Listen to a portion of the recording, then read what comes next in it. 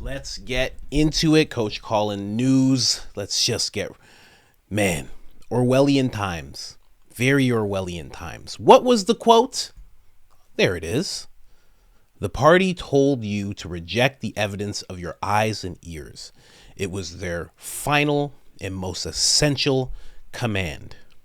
Coming from the book 1984. I don't know if you guys have read that book. If you haven't, please do. It's a great read. It will really get you in touch with what's going on today and almost give you a little bit of a window into where things could go unless things change. And then there's this gentleman, Gerald Connolly, Virginia Representative, 11th District. He definitely read that quote and thought, you know what? Yeah. Don't believe your eyes and ears. Just believe what I'm telling you. I am a part of the party. Democrat, of course. He has a lot to say in this video. Very interesting stuff. And it reminds me exactly of what Tucker Carlson talked about in the speech that I was listening to. And he was saying how if you look at what they're actually focusing on as the biggest problems, and you look at what the American people, the citizens, think are the biggest problems, you'll see that they're worlds away. Worlds away. That goes for North America as well. Canada as well. Trudeau is trying to figure out who to give money to. Is it Bud Light or is it this Pride Parade or that? And everybody's just concerned about the economy. And he's like, let's focus on this community anyway. It's very, very interesting. Immigration surges to the top. Concern for Americans, new polls find. What's the top? We'll go with the most recent month, February here. Immigration, government, economy in general. And the fourth, almost hit the top three, inflation. That is the top of what Americans are concerned about. And you have to ask yourself, and you have to find the information. What are my representatives in my country concerned about? Let me just play a little bit of what Gerald Connolly has to say in regards to immigration. Remember that quote that I said at the beginning. Ignore the evidence of your eyes and ears, the final, most essential command. Let's get into it. Into that microphone. We want to hear you as loud as the two gentlemen on your right have been. Mr. Wolf, Mr. Isaacson, why do people come here illegally? I mean, why not just go through the system like apparently Miss Wagner's relatives did and be right with the Lord and everything's hunky-dory? Why do people come here illegally? Well, for a few reasons, obviously. If you're coming illegally, which means you're not even asking for asylum, you just want to come here and start working, that would be it. It's probably poverty, and it's likely that our laws from the 1990s have not changed to make citizenship or residency or work permits more available to you. So one of the programs that was created to deal with the border situation was Remain in Mexico. Is that right? Apparently, yes. And if you're seeking asylum, which is a special category in immigration, isn't it? Yes, it is. And it historically receives a certain respect, right? Certain protocols are triggered when someone appeals for asylum. Correct, and you should get due process. You're not just any immigrant, you're in a special category. So people who were subjected to Remain in Mexico seeking asylum, what percentage of those people were adjudicated in that program? Do you know? Seeking asylum. Yeah, they were all asylum seekers. Roughly half got to court, and only 2%, which is far less in the regular immigration courts, only 2% were able to get protection. Did you say 2%? The approval rate was about 2%. Well, that doesn't sound successful. Certainly not for the asylum seekers, it wasn't. Well, in whose administration did this Remain in Mexico program get started? It was the middle of 2019, Donald Trump's administration. Oh. Got a failure on our hands in the Trump administration. Okay, well, let's pick one that was successful. If you remember in the 2016 campaign, that same individual became president. We recognize election results on this side of the aisle. He promised two things. We're going to build a wall, and who's going to pay for it? Mexico. Yeah, he would even get audiences to answer that question. So, how much of the wall, we got a 1,954-mile border, how much of the wall got built? Do you know? All told, including replacements and others, Trump, I want to say about 600 miles of fencing. And who paid for it? The United States taxpayer. Not Mexico? Not a peso. Another failure. Of which administration again, remind me? The Trump administration. Trump administration. Now, I just want you to realize that he's asking about this in 2023. You can see it at the top of the screen there.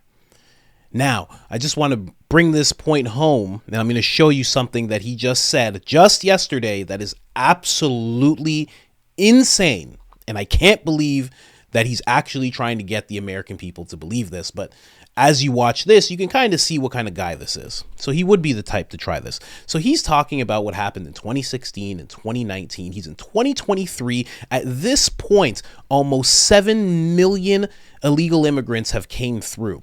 Now, the reason he's not talking about that like a failure, because he just realized 2% of asylum seekers actually got through into the country. He registers that as a failure.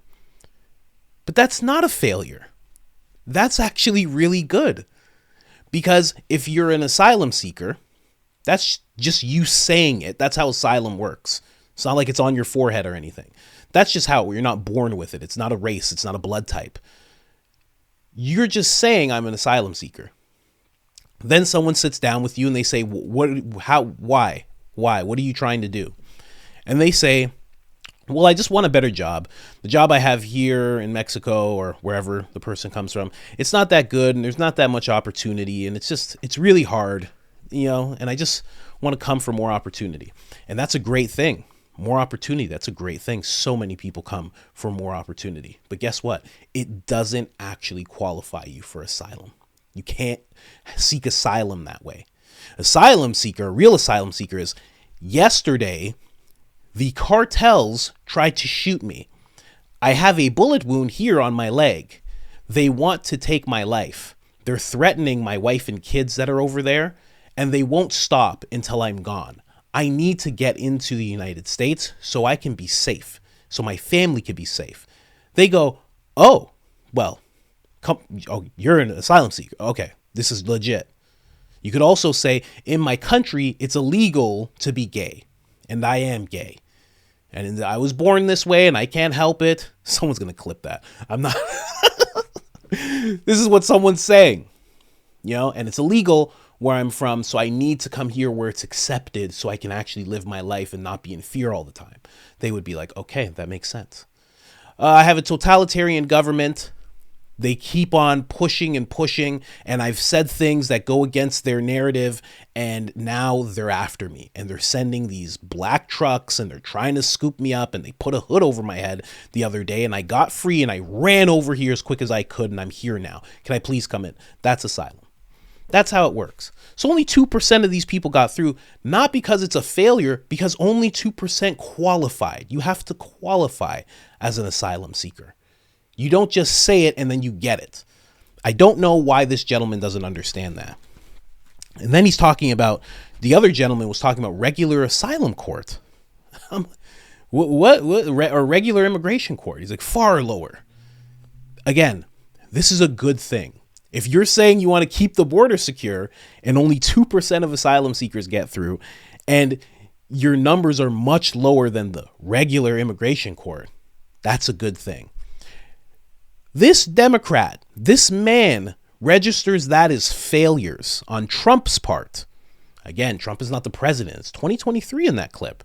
Let's go over to 2024, April 20th. And see what this man has to say. See what this man actually thinks you should be thinking. Let's go. Representative Gerald Connolly.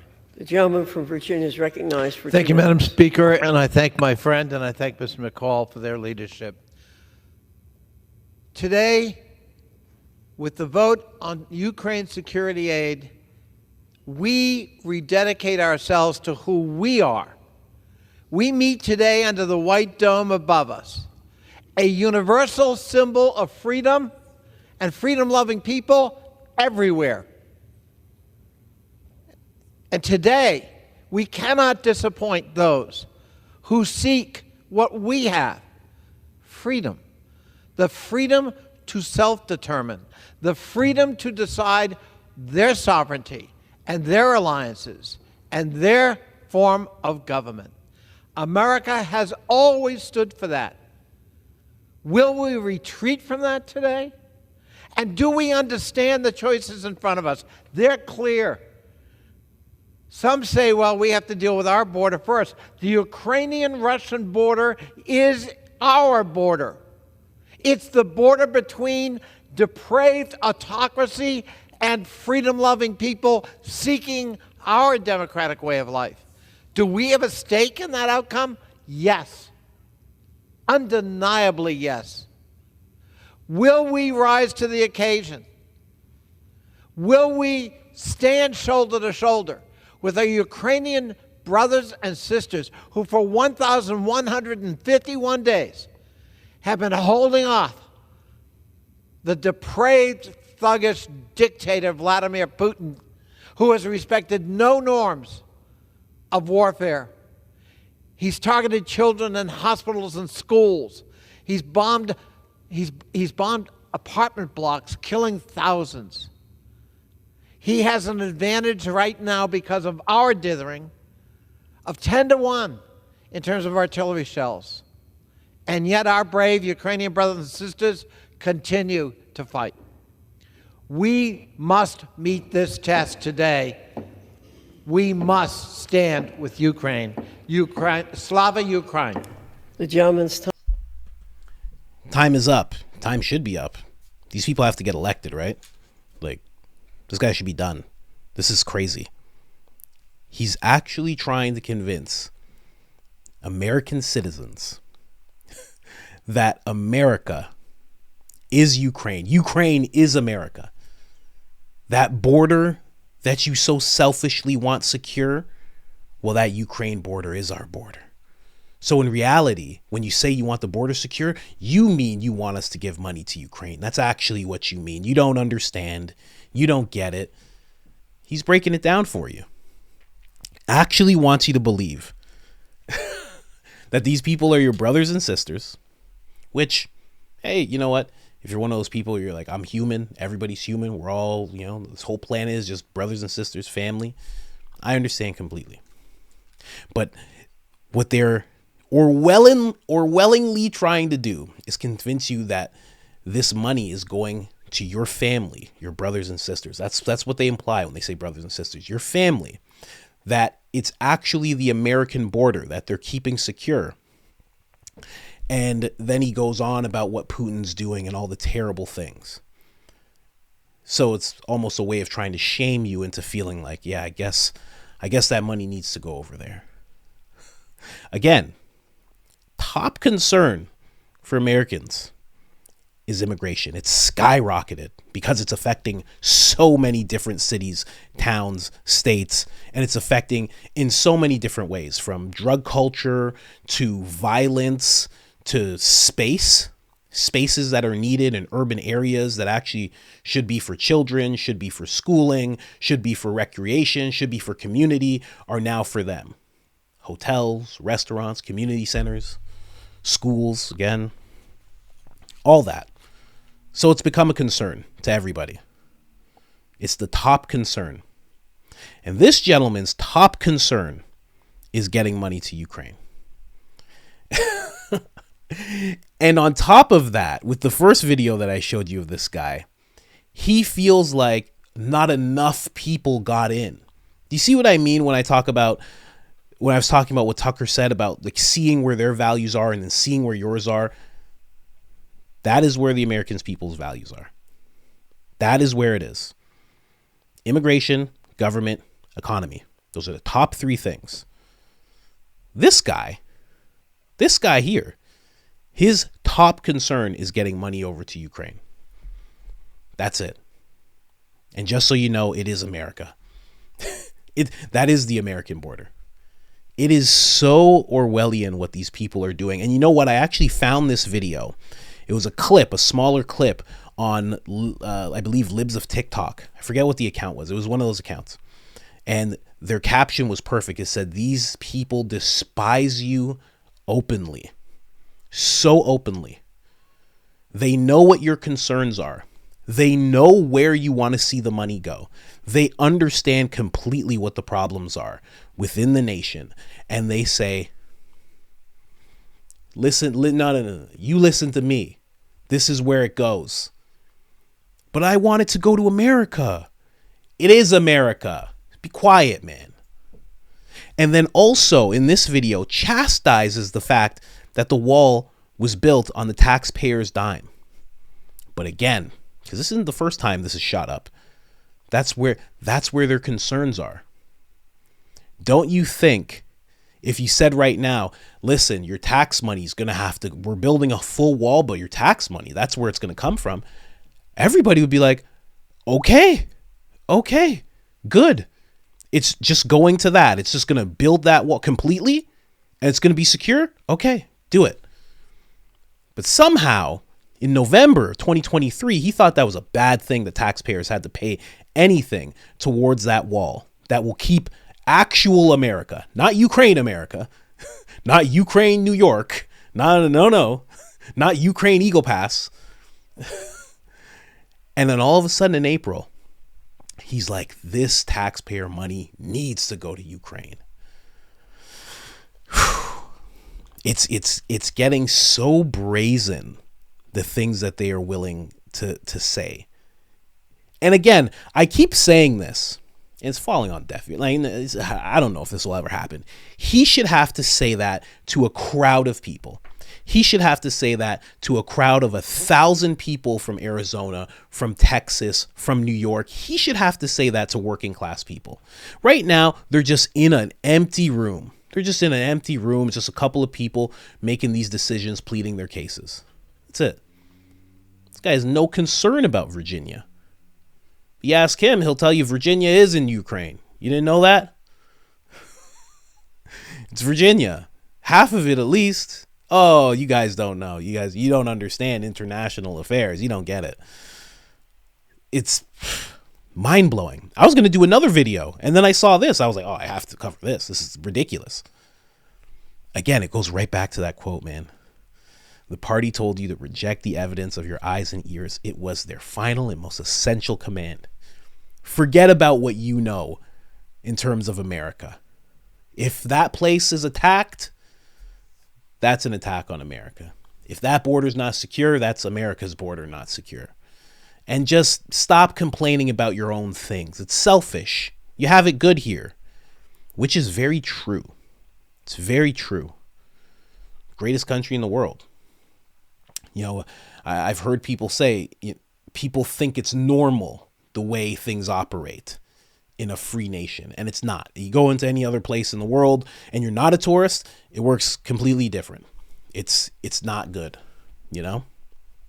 But just because you live in the best country in the world doesn't mean there aren't problems, and it doesn't mean you're selfish for wanting to see those problems get fixed.